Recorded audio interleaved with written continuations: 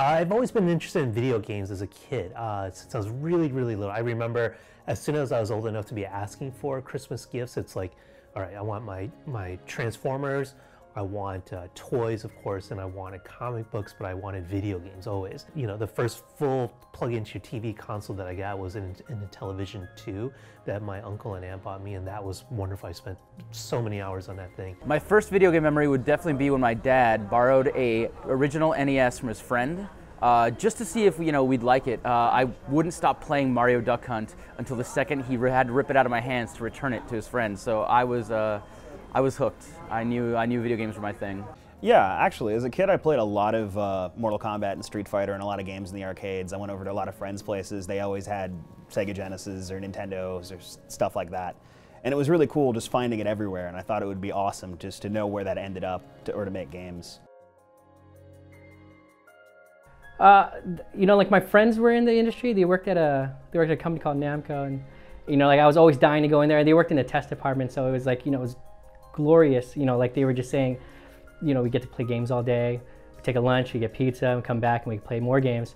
So I begged them and begged them, and after about 2 years, there was finally an opening, and I got in there. I eventually found an issue of Reader's Digest that talked about DigiPen, and there was this idea that I could go to a school that actually taught you how to make games or the process to do it. I thought that was awesome, so I did it.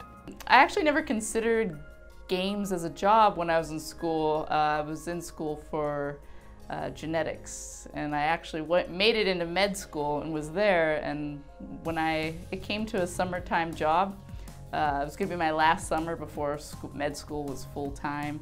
My roommate at the time was a sound designer. Just coincidentally, the spot I got to stay at. So we did sound design for video games and movies. This was down in LA. And he asked me, you want a summer job?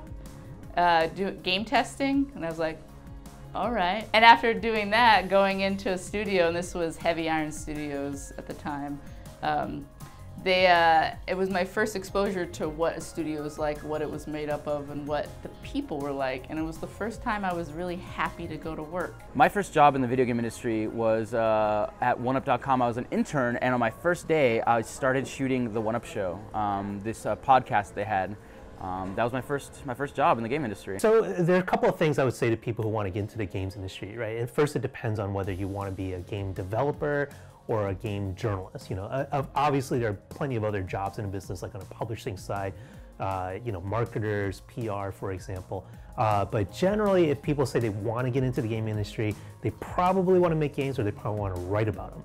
So if you want to make games, nowadays being an independent studio is so much more viable than it used to be. If you can go to school for coding, you can go to school for game design, you can create your own product with a team of 3, 2, maybe even by yourself. The advice that I always give people is just make games, however you can do it. If it's in Flash, if it's in Game Maker, if you're making them on pen and paper, if you're making them out of cardboard, just make games, because your portfolio is going to be the games that you make. And that's how people are going to pay attention to what you're doing.